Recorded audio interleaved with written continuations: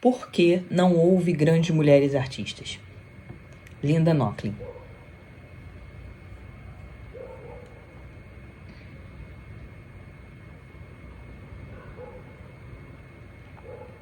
Por que não houve grandes mulheres artistas? Essa pergunta reverbera em tom repreensivo na maioria das discussões sobre a tal questão feminina.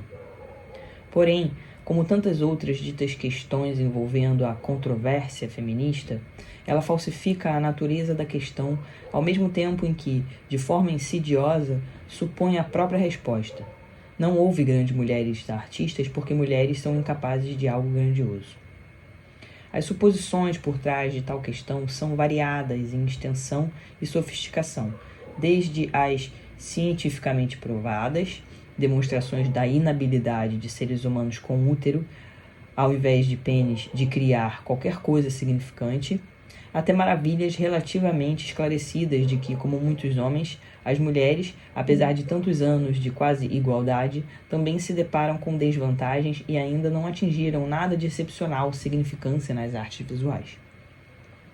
A primeira reação das feministas é morder a isca, engolir o anzol e a linha e tentar responder a questão tal como é colocada, isso é, buscam encontrar exemplos de merecimento ou de artistas que ainda não foram suficientemente reconhecidas através da história, reabilitar carreiras modestas, se interessantes e produtivas, redescobrir esquecidas pintoras de flores ou seguidoras de Davi e criar uma causa para elas.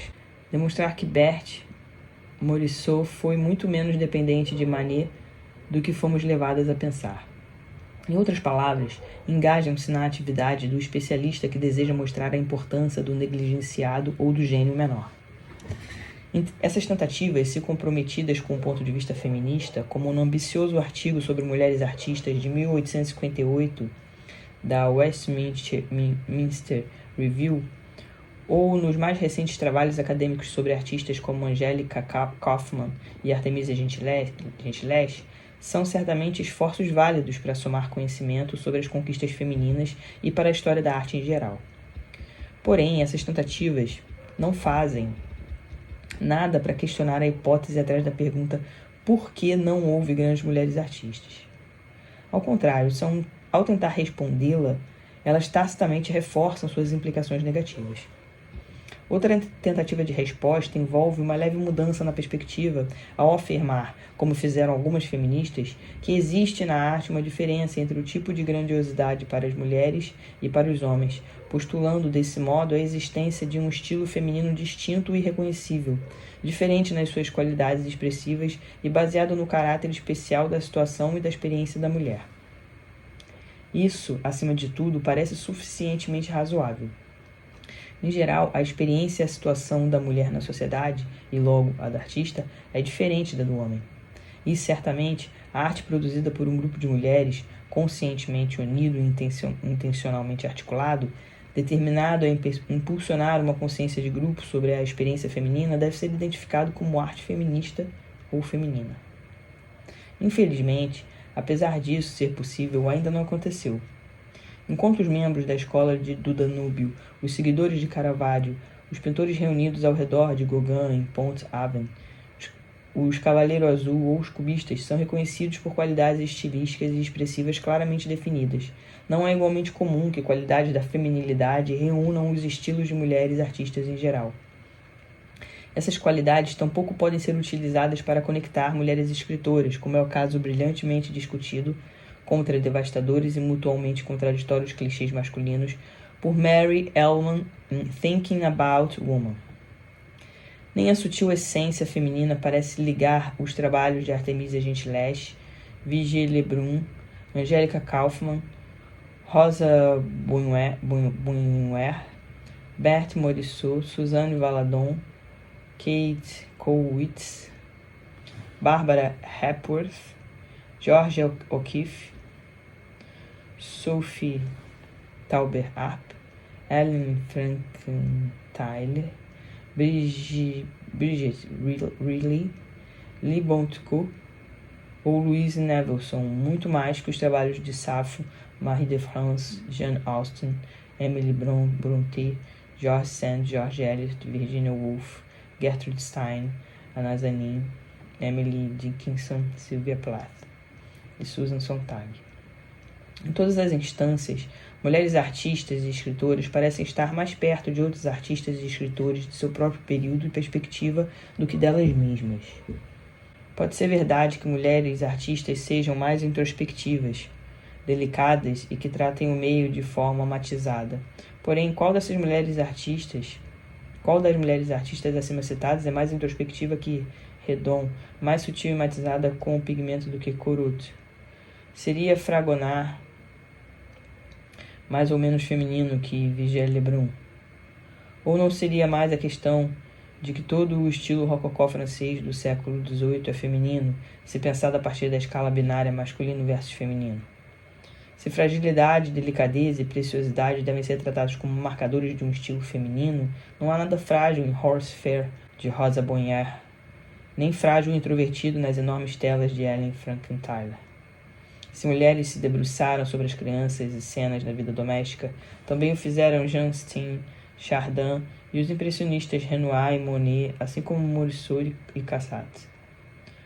De qualquer forma, a mera escolha por determinado tema ou a restrição por determinados assuntos não pode equiparar-se a um estilo, muito menos a um estilo feminino quintessencial. O problema está não tanto no conceito de algumas feministas sobre o que seria feminilidade, mas certamente na equivocada concepção compartilhada com o senso comum do que seria arte. A ingênua ideia de que a arte é a expressão individual de uma experiência emocional, a tradução da vida pessoal em termos visuais. A arte quase sempre não é isso. A grande arte nunca o é. O fazer arte envolve uma forma própria e coerente de linguagem, mais ou menos dependente ou livre de convenções, esquemas ou noções temporalmente definidos que precisam ser aprendidos ou trabalhados através do ensino ou de um período longo de experimentação individual. A linguagem da arte, materialmente incorporada em tinta, linha sobre tela ou papel, na pedra ou barro, plástico ou metal, nunca é uma história dramática ou um sussurro confidencial. Na realidade, nunca houve grandes mulheres artistas, até onde sabemos, apesar de haver algumas interessantes e muito boas que ainda não foram suficientemente investigadas ou apreciadas, como não houve também nenhum grande pianista de jazz lituano ou um grande tenista esquimó, e não importa o quanto queríamos que tivesse existido. É lamentável que seja esse o caso, mas nenhum tipo de manipulação de evidência histórica e crítica vai alterar a situação, nem acusações de distorções machistas sobre a história. Não existem mulheres equivalentes a Michelangelo, Rembrandt, Delacroix, Cézanne, Picasso ou Matisse, ou mesmo nos tempos recentes, a de Kooning e Warhol, assim como não há afro-americanos equivalentes dos mesmos. Se existisse um grande número de mulheres artistas escondidas, ou se deveríamos ter diferentes padrões para a arte das mulheres em oposição à da arte dos homens, e não se pode ter os dois, então pelo que estaríamos lutando as feministas? Se as mulheres de fato tivessem alcançado o mesmo status que os homens na arte, então o status quo estaria bem. Porém, a realidade, como todos sabemos, as coisas como são e como estiveram nas artes, bem como em centenas de outras áreas, são entediantes, opressivas e desestimulantes para todos aqueles que, como as mulheres, não tiveram a sorte de nascer brancos, preferencialmente classe média e, acima de tudo, homens. A culpa não está nos astros, em nossos hormônios, nos nossos ciclos menstruais ou em nosso vazio interior, mas sim em nossas instituições e na nossa educação, entendida como tudo o que acontece no momento que entramos nesse mundo cheio de significados, símbolos, signos e sinais. Na verdade, o milagre é, dadas as esmagadoras chances contra as mulheres ou negros, que muitos destes ainda tenham conseguido alcançar absoluta excelência em territórios de prerrogativa masculina e branca, como a ciência, a política e as artes. É somente quando começamos a pensar nas implicações da pergunta por que não houve grandes mulheres artistas que começamos a perceber que a extensão da nossa percepção de como as coisas são no mundo está condicionada e frequentemente deturpada pela forma como enunciamos as questões. Temos a tendência de presumir que realmente existe uma questão no leste asiático da pobreza, uma questão racial e uma questão feminina. Primeiramente, devemos nos perguntar quem está formulando essas questões e, a partir desse ponto, refletir a que propósito esse tipo de formulação serve, devemos refrescar nossas memórias com o exemplo da conotação dada pelos nazistas à chamada questão judaica.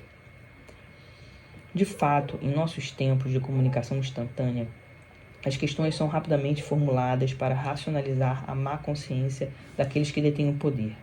Enquanto a questão proposta pelos estadunidenses sobre a situação do Vietnã e Camboja é referida pelos estadunidenses como a questão do leste asiático, para os vietnamitas e cambojanos, ela seria tratada mais realisticamente como a questão estadunidense. A questão da pobreza deve ser vista como a questão da riqueza, para os habitantes da periferia urbana ou de áreas rurais desertas. A mesma ironia distorce a questão branca em oposição à questão negra, e a mesma lógica inversa aparece na formulação da presente temática como a questão da mulher.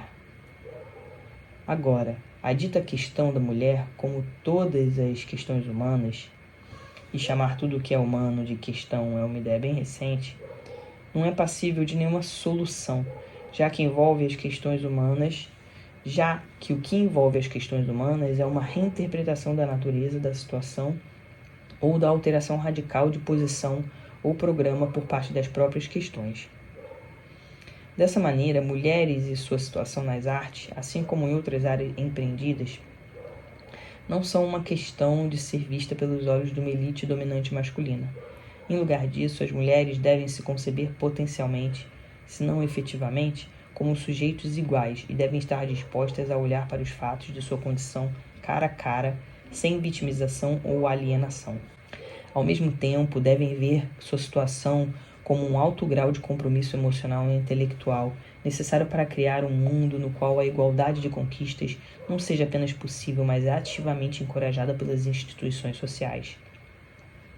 Não é realista ter esperança de que uma grande maioria de homens nas artes e em outros campos vai ser iluminado e descobrir que é para o seu próprio bem conceder às mulheres completa igualdade de direitos e possibilidades, como afirmam algumas feministas de forma otimista, ou sustentar a ideia de que os próprios homens logo irão perceber sua limitação, negando a si mesmo acesso a tradicionais campos e emoções tidos como femininos.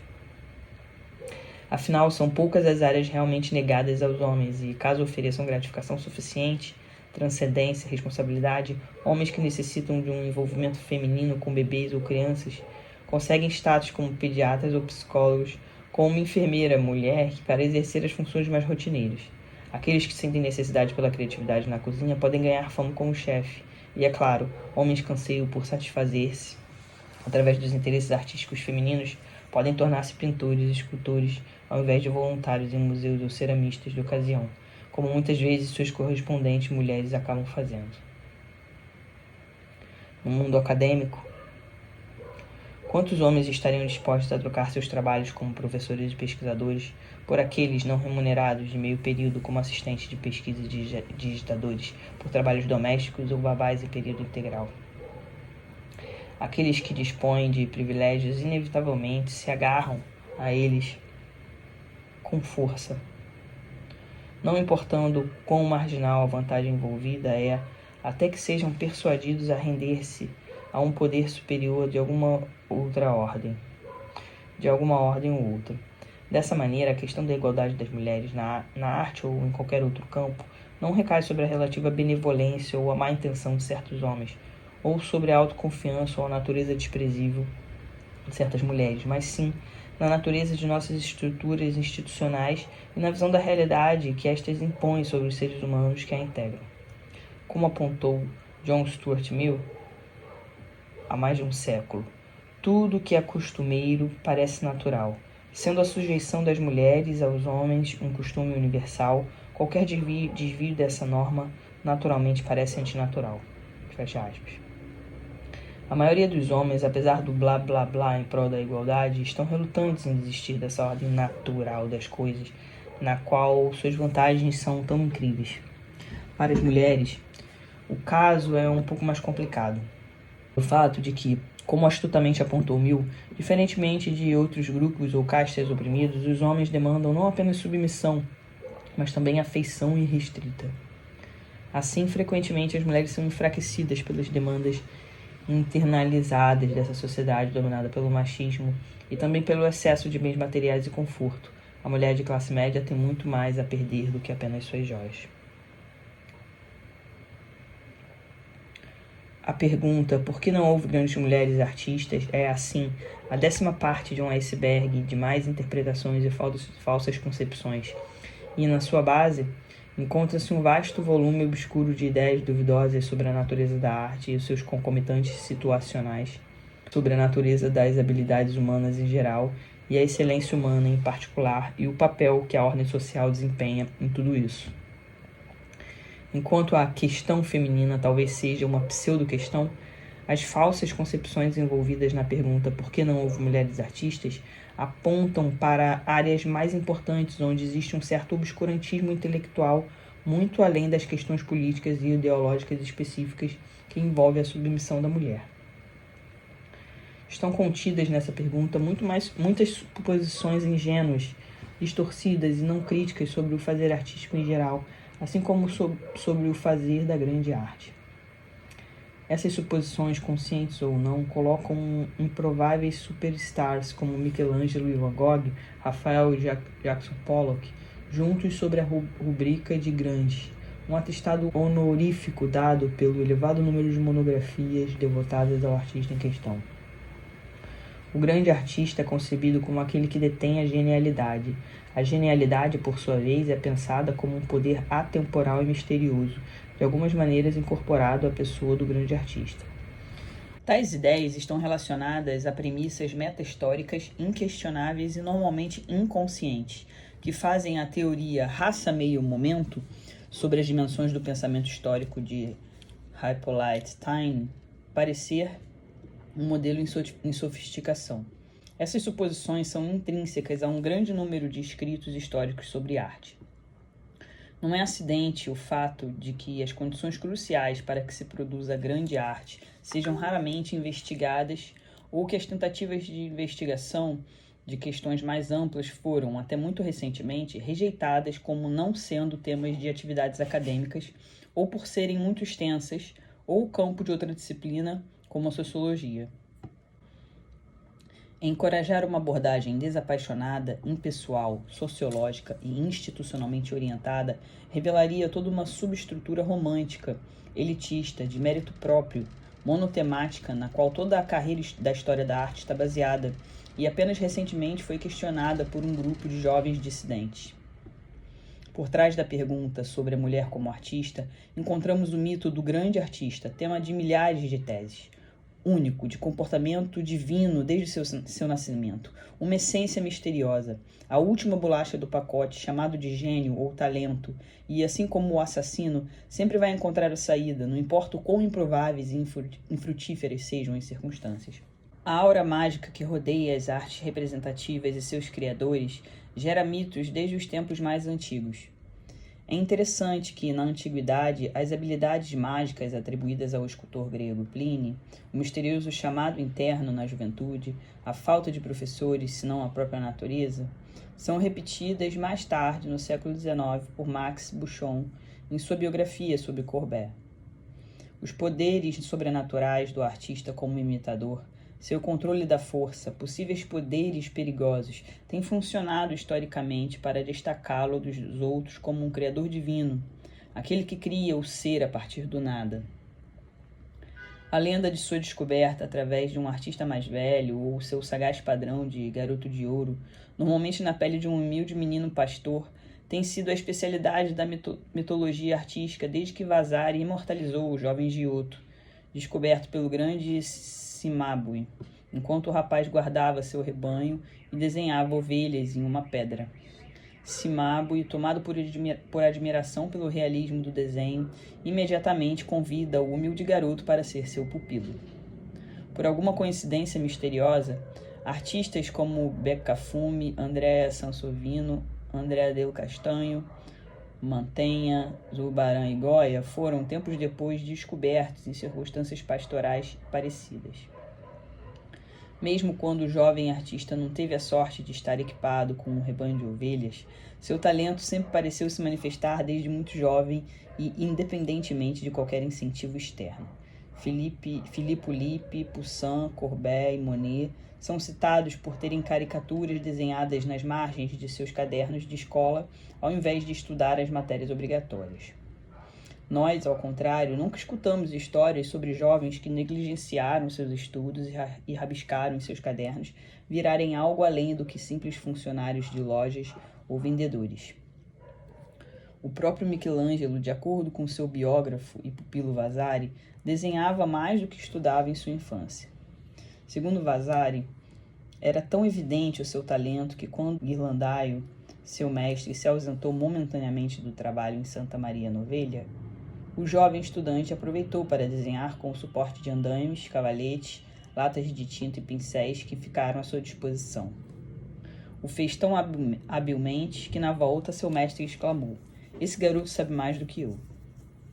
Como quase sempre é o caso, essas histórias, que provavelmente contêm alguma verdade, tendem a refletir e perpetuar as atitudes que subsumem. Mesmo que baseados em fatos, esses mitos sobre a precoce manifestação dos gênios são enganosos.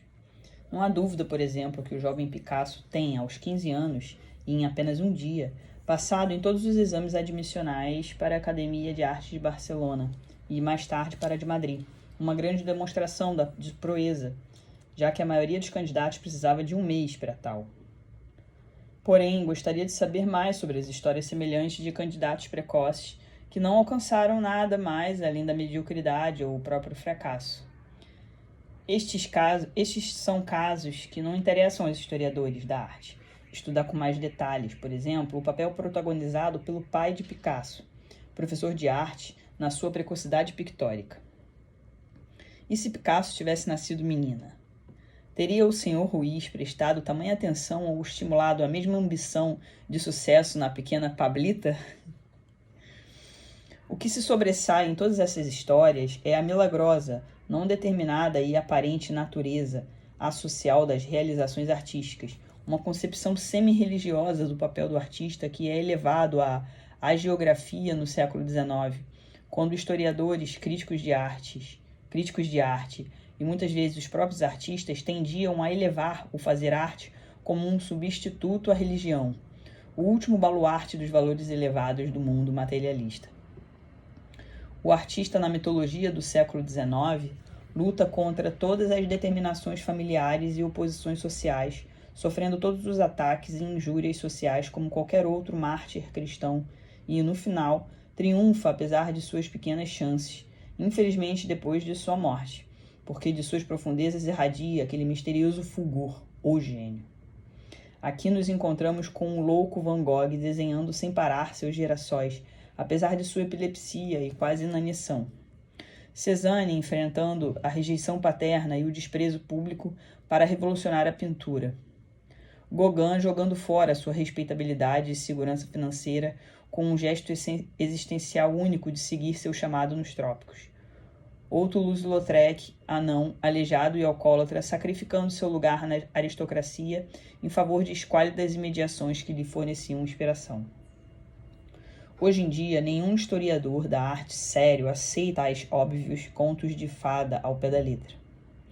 De toda forma, esse tipo de mitologia acerca do sucesso artístico e de seus concomitantes ainda forma o inconsciente e as inquestionáveis suposições dos eruditos, não importando o quanto se fale de influências sociais, contexto histórico, crises econômicas, etc. Por trás da maioria das mais sofisticadas pesquisas sobre grandes artistas, mais especificamente a monografia de História da Arte que aceita a ideia do grande artista em primeiro plano e as estruturas sociais e institucionais nas quais ele tenha vivido e trabalhado como meras influências secundárias ou apenas pano de fundo, se esconde a ideia do gênio que possui em si todas as condições para o êxito próprio. Partindo desse princípio, a falta de êxito das mulheres pode ser formulada como silogismo. Se as mulheres possuíssem talento para a arte, esse se revelaria espontaneamente. Mas esse talento nunca se revelou. Portanto, chegamos à conclusão de que as mulheres não possuem talento para a arte. Se Giotto, o pastorzinho desconhecido, e Van Gogh, com sua debilitada saúde, encontraram sua forma de fazer arte, por que não as mulheres? Contudo, no momento em que deixamos o mundo do faz de conta e as profecias de auto-merecimento e lançamos um olhar impassível sobre as reais condições na qual a produção de arte existiu, na extensão das estruturas sociais e institucionais ao longo da história, nos damos conta de que as perguntas mais profícuas ou relevantes que o historiador se deve fazer são formadas por aspectos bem diferentes. Gostaríamos de perguntar, por exemplo, de quais classes sociais era proveniente a maior parte dos artistas em diferentes momentos históricos, quais castas e subgrupos. Qual é a proporção de pintores e escultores, ou, mais especificamente, dos grandes pintores e escultores que veio de famílias nas quais seus pais ou outros familiares próximos eram pintores e escultores ou envolvidos em profissões relacionadas? Como aponta Nicolaus Pevsner, em uma discussão sobre a Academia Francesa nos séculos XVII e XVIII, a transmissão da profissão artística de pai para filho era considerada um fato dado, assim como aconteceu com os Coypels, os Couture e Van Loos, etc. De fato, os filhos de acadêmicos eram isentos das taxas cobradas por aulas. Apesar de existirem casos, dignos de nota e suficientemente dramáticos, de rejeição e revolta à figura do pai no século XIX, somos forçadas a admitir que uma grande proporção de artistas, grandes e não tão grandes, nesses tempos em que era normal para filhos seguirem os passos dos pais, possuíam pais artistas. No ranking dos artistas maiores, os nomes Robin, Dürer, Rafael e Bernini imediatamente vêm à cabeça. Mesmo em nossos tempos, podemos citar Picasso, Calder, Giacometti, como membros de famílias de artistas. No que diz respeito à relação entre ocupação artística e classe social, um paradigma interessante para se pensar a pergunta por que não houve grandes mulheres artistas seria fornecido através da resposta à pergunta por que não houve grandes artistas oriundos da aristocracia. É possível pensar, pelo menos antes do antitradicional século XIX, em algum artista que tenha aparecido das classes sociais mais elevadas que não a alta burguesia? Mesmo no século XIX, Degas veio da baixa aristocracia, que está mais para a alta burguesia. De fato, pode-se dizer que apenas Toulouse-Lautrec, que se metamorfoseou marginal por uma acidental deformidade, veio das classes mais altas da sociedade. Enquanto a aristocracia sempre forneceu a maior parte do apoio financeiro e a audiência para as artes em geral, sua riqueza, mesmo nos tempos mais democráticos, contribuiu muito pouco para a criação da arte, com apenas algumas tentativas amadoras. Apesar dessa aristocracia, e nisso é possível incluir suas mulheres, ter tido mais que a sua parte em vantagens educacionais, tempo livre, de ter sido constantemente encorajada a aventurar-se no mundo das artes, ela mostrou apenas respeitáveis amadores, como o primo de Napoleão III, a princesa Matilda, que exibiu em salões oficiais, ou a princesa Vitória, que junto com o príncipe Albert, estudou arte com nada mais que o próprio Landseer. É possível que a genialidade para a arte faltou à aristocracia da mesma forma como faltou à psique feminina? Ou será talvez que o tipo de demanda e expectativa imposta tanto aos aristocratas como às mulheres, a quantidade de tempo exercendo outras funções sociais, fazia com que a devoção profissional plena à produção de arte estivesse completamente fora de questão para homens e mulheres, para além de um problema de gênio ou talento? Quando forem feitas as perguntas certas sobre as condições da atividade artística, sendo a produção da grande arte um subtópico, não haverá dúvida de que a discussão se dará acerca das concomitantes situacionais de inteligência e talento do que apenas ao gênio artístico.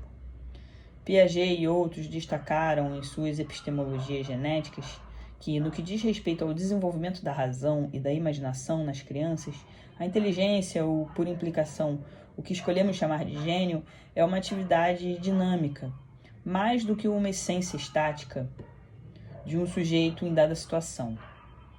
Como nos mostram outras pesquisas no campo do desenvolvimento infantil, estas habilidades ou inteligência são construídas minuto a minuto, passo a passo, desde a infância. E os padrões de adaptação-acomodação podem ser estabelecidos de forma tão precoce em um indivíduo que as faça parecer inatos ao observador menos atento. Tais investigações implicam, mesmo excluindo as razões meta-históricas, que acadêmicos terão que abandonar a noção, conscientemente ou não, de gênio individual como inata e imprescindível para a criação da arte. A pergunta por que não houve grandes mulheres artistas nos leva à conclusão, até agora, de que a arte não é a atividade livre e autônoma de um indivíduo dotado de qualidades, influenciado por artistas anteriores e mais vagamente e superficial ainda por forças sociais, mas sim que a situação total do fazer arte, tanto no desenvolvimento do artista como na natureza e qualidade do trabalho como arte, acontece em um contexto social. São elementos integrais dessa estrutura social e são mediados e determinados por instituições sociais específicas e definidas, sejam elas academias de arte, sistemas de mecenato, mitologias sobre o Criador Divino, artista como He-Man ou como pares sociais. Linda Nochlin, Nova York, Estados Unidos, 1971, é professora de arte moderna na cátedra Lilla Acheson, do Institute of Fine Arts da New York University. Graduou-se em filosofia pela Vassar College e fez seu MA na Columbia University em 1952. Em 1963, entregou seu doutorado pelo Institute of Fine Arts da New York, intitulado The Development and Nature of Realism in the Work of Gustave Courbet. Em 1963, passa a lecionar História da Arte na Vassar e é promovida futuramente para a cátedra Mary Conover Mellon. Em 1976, junto com a Anne Sutherland Harris, curou no Los Angeles Country Museum of Art uma exposição dedicada a mulheres artistas, que foi acompanhada do livro Woman Artists, 1550-1950, que se tornou uma referência para a história da arte feminista. Em sua carreira, publicou diversos livros, entre eles Woman, Art and Power and Other Essays. É considerada uma das primeiras historiadoras da arte feminista. Linda Nochlin. Por que este texto nunca foi traduzido?